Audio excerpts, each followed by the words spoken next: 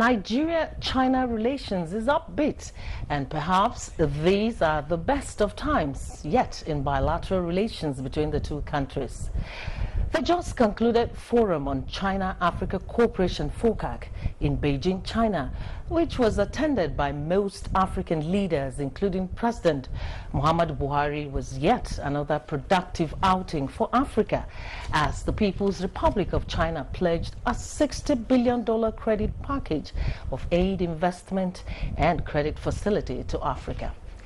That Nigeria stands to benefit from the latest Chinese credit grant in terms of socio-economic and infrastructural development is not in doubt, as the last 3 years of the Buhari administration has already attracted for Nigeria Chinese investments worth $5 billion on critical infrastructure in transportation, power, and agricultural sectors. Now, what should be Nigeria's priorities in leveraging on these blossoming economic partnership with China? How can Nigeria maximize the gains of FOCAC and still stand tall as an equal partner with the People's Republic of China? This is our focus on Nigeria today. Welcome to the program. I am Joy Usiago.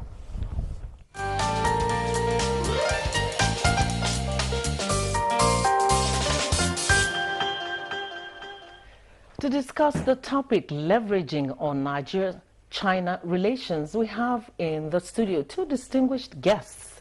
First, we have Lin Jing. He is the Chargé d'Affaires Chinese Embassy in Abuja. Welcome to the program. Thank you. And also in the studio, we have Mr. Charles Onunaiju.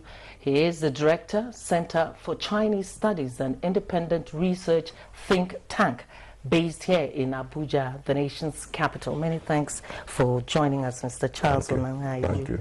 Now, let's begin with you, Mr. Lin Jing. What are the mutual benefits of this flourishing bilateral ties between Nigeria and China? China and Nigeria are both very important partners. China being the biggest developing country in the world, and Nigeria being the biggest country, most populous country in Africa. Over the past years, since the countries established diplomatic relations, we have achieved great results in our bilateral relations. In particular, over the recent past years, we have witnessed quite a few major projects being carried out between the two countries, like the Abuja to Cotonou railway line, lighter rail system in Abuja, which was commissioned in July, and other projects like Zongelo hydropower project, which is going on very smoothly, and the railway line from Lagos to Ibadan is going to be completed very soon. These are all major landmark projects being carried out between the two countries, financed with Chinese concessional loans. So we can see these results as the major achievements in our bilateral relationship. What I want to add to that is that with His Excellency President Buhari's participation in the just concluded FOCAC Beijing summit, he also had bilateral meetings with my president and my premier. So the mutual political trust will be further enhanced, and there will be greater synergy between the two countries' development strategies, and definitely we are going to witness greater, more resultful bilateral cooperations. All right, Lin, I'll get back to you again shortly. Let me bring in Charles Onunaiju into the conversation. We're talking about Africa and China, and we're looking at this recent $60 billion credit grant given to Africa. what should Africa be doing to take advantage of this package to ensure that it is not business as usual? Yeah, well, just now the Charge d'Affaires explained a number of important projects that have been inaugurated in Nigeria on the basis of this cooperation. Across Africa, the story is the same. In Ethiopia, you have Djibouti, first electrified railway in Africa between Djibouti and Ethiopia, opening up Ethiopia to the port for the first time. You have almost 500-kilometer Mombasa-Nairobi rail line standard gauge that is operational. It has cut down the cost of doing business, cut down traveling times, and enhanced more businesses. Everywhere in Africa, the landscape is changing on account of China-African cooperation. Recently, it was noted in the past 3 years, over 900,000 jobs have been created since the last FOCAC held in South Africa. This is game-changing for Africa. The number of Chinese companies relocating to Nigeria, to Africa, and employing Nigerian South Africans at a very senior managerial and middle cadre level. And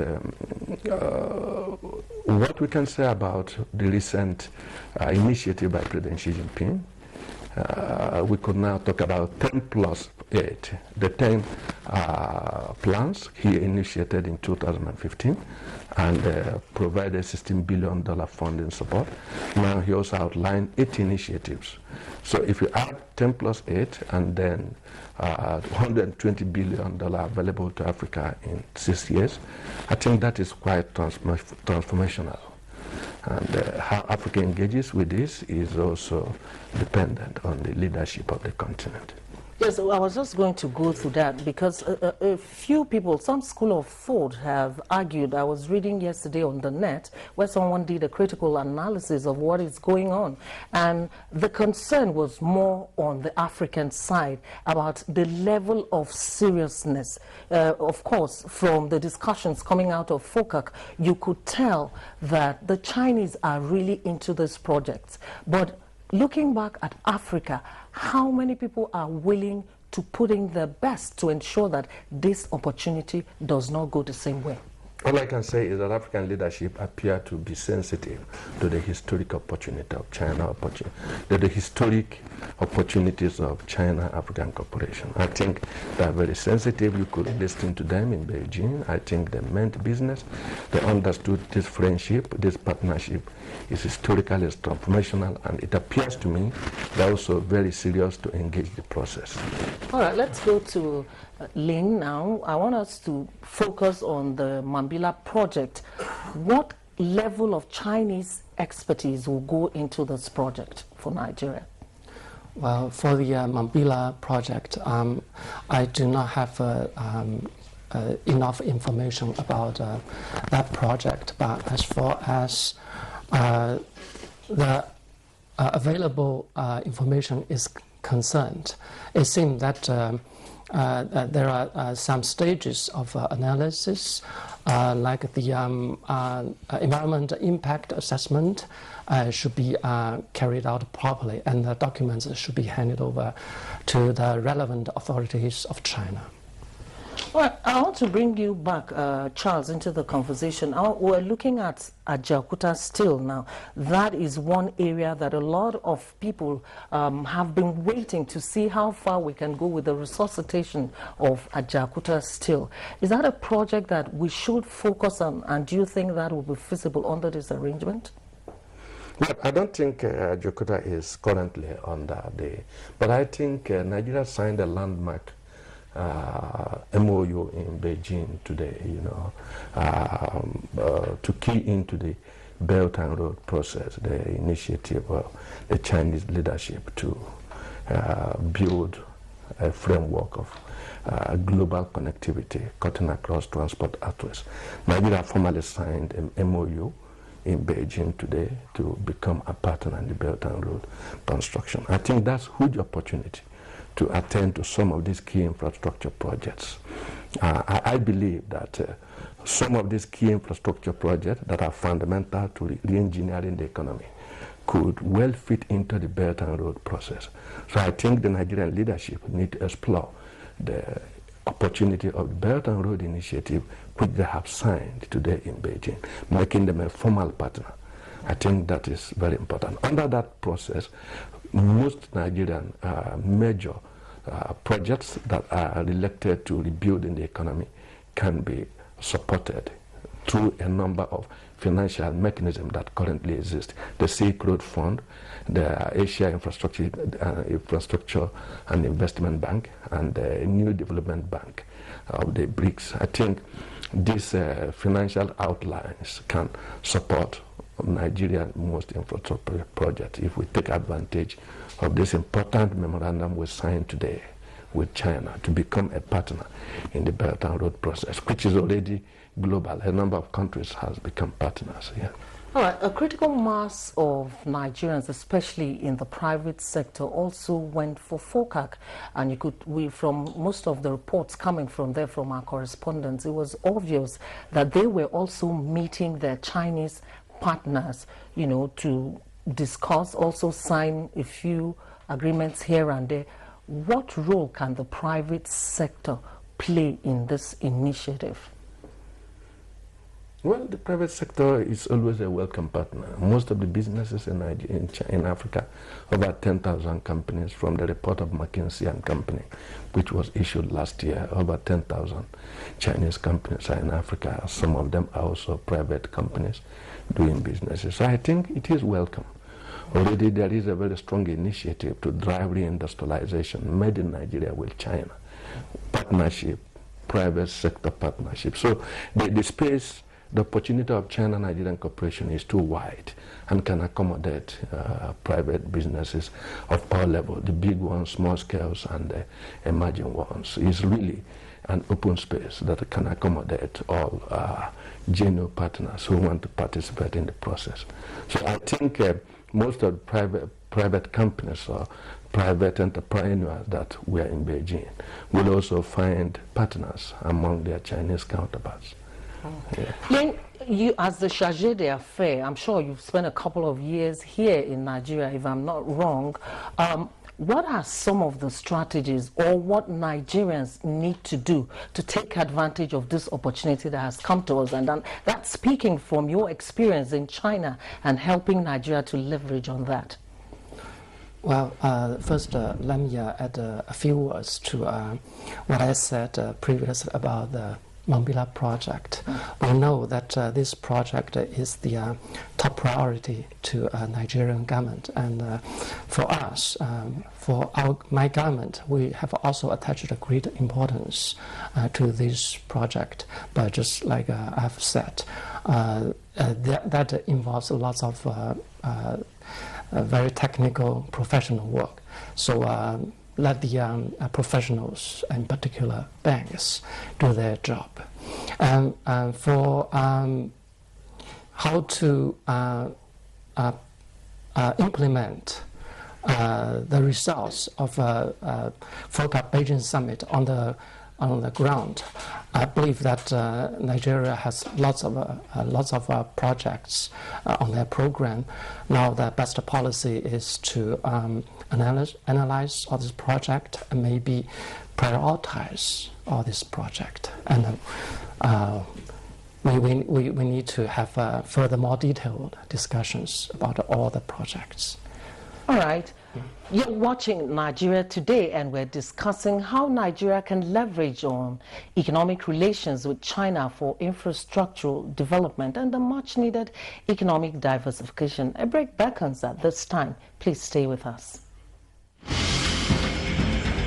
The Nigerian Television Authority News 24 channel, your dependable all-round news station, offering you world-class news programs, documentaries, spotlights, promos, and information highlights. customers take advantage of our network reach and advertise your interest goods and services with us. NTA News 24, first equals with digital broadcasting. You can reach us on Channel 21 Terrestrial TV and Channel 101 on the Star Times platform. For more inquiries, please call Coretta 0803 618 9986 or hang on 0803 379 0884. Join us today.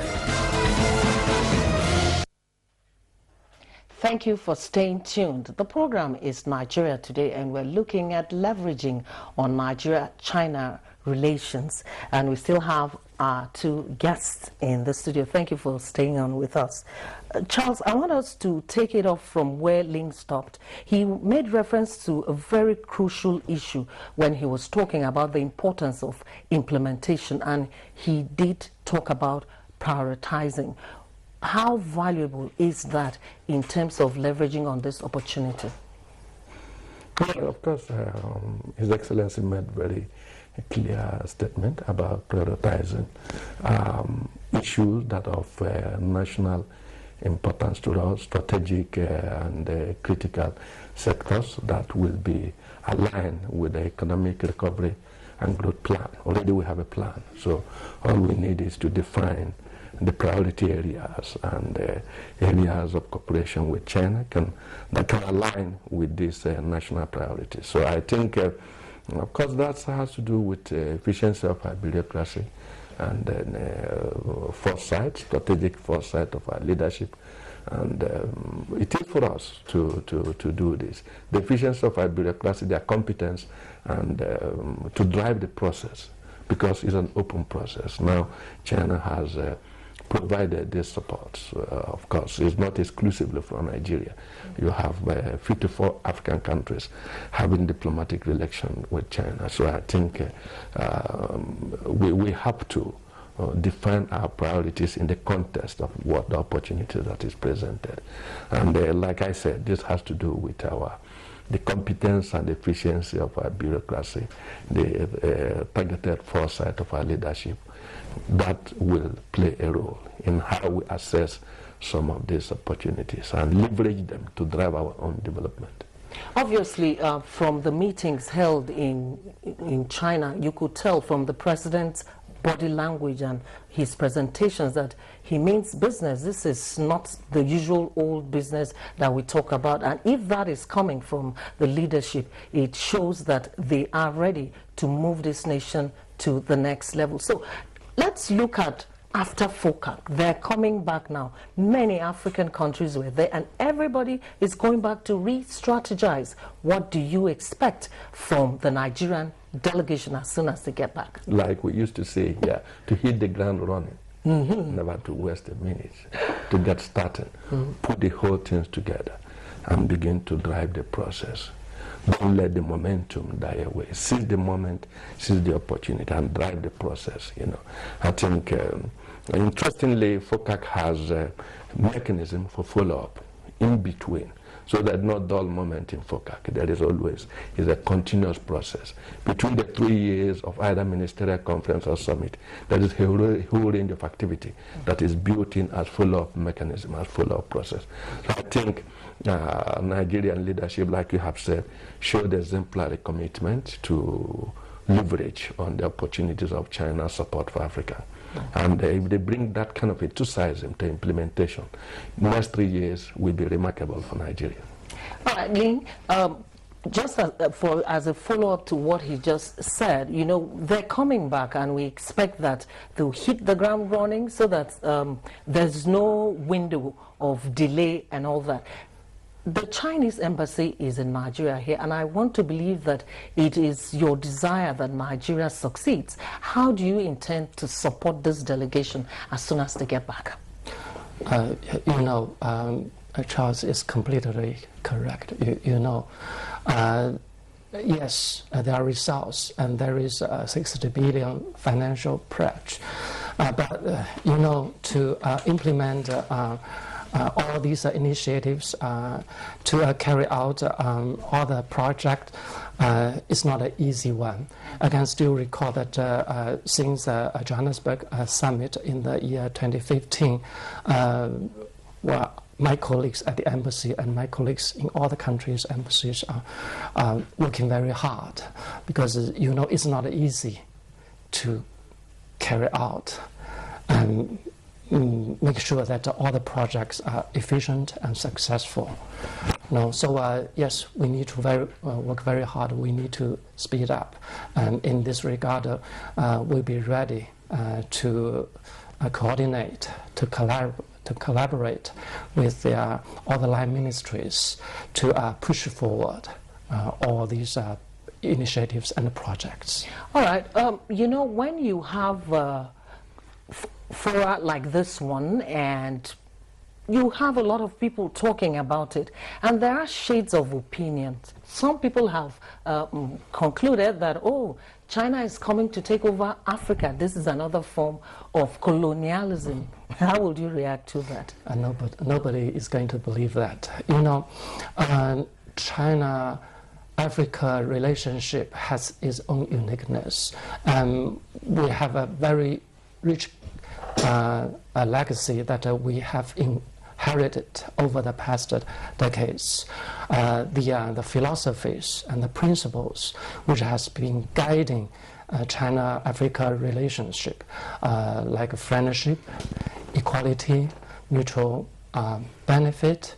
And if you go through the keynote speech made by my president at the just concluded Beijing summit, you will see that all these philosophies, all these legacies have been comprehensively expounded. Like my president elaborated about 5 no in our approach, in our relations with all the countries in the world, like non-interference in other countries exploring independent development path suits their own national countries, no interference in any other country's internal affairs, no attachment of political strings to our assistance, so on and so. And we also have principles like seeking common interests while putting friendship first. So in our cooperation with African countries, so whenever there are differences, we always put friendship in our first position. All right. Charles, listening to some of the sound bites from China, especially from the president of the country, it was obvious that he was saying, look, this is a win-win situation. We're not ready to interfere into other issues concerning Africa. It's all about business. Now, do we expect to see a partnership of equals in this arrangement? Well, I couldn't say it better than His Excellency. He has made very clear what the principle of China's engagement with Africa is. I can only make one simple historical anecdote. As late as 1964, when Premier Xu Enlai was here, he outlined 10 plans. At the point when it is unusual for any country to say, I am dealing with you unconditionally, he outlined 10 plans of Chinese support and assistance and cooperation with Africa. And that has been very key, helping other countries not to be dependent, but to be capable to engage more practically as partners. And that is why sometimes when you hear people say China is making Africa allies, and I am sure His Excellency knows, and better than we do, that China does not cultivate allies. China builds partnership, because allies means there is an adversary. If some people are your ally, others are your adversary. And China, from its founding, do not cultivate allies. They engage in building partnership across the board.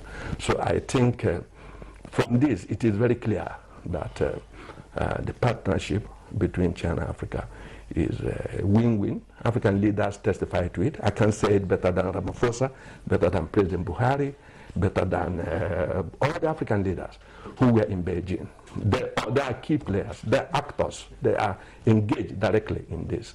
And all of them say, from the way we engage this relationship, we are satisfied is a genuine partnership.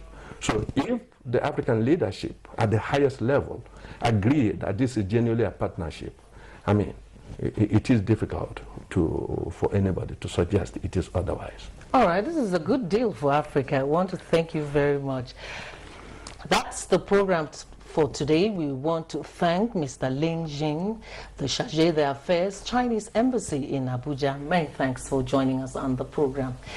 We also want to thank Mr. Charles Onunaiju, the Director, Center for Chinese Studies, an independent research think tank based in Abuja. Many thanks for joining us. Thank you. This is where we draw the curtain. On behalf of the production crew, I want to thank you for being a part of this edition of Nigeria Today. Join us tomorrow for more insightful discussions on the program. Remember, Nigeria Today is on weekdays, same time. You can also watch any edition online at www.youtube.com/NTA News 24 Hub. My name is Joy Usiabu. Enjoy the rest of the evening.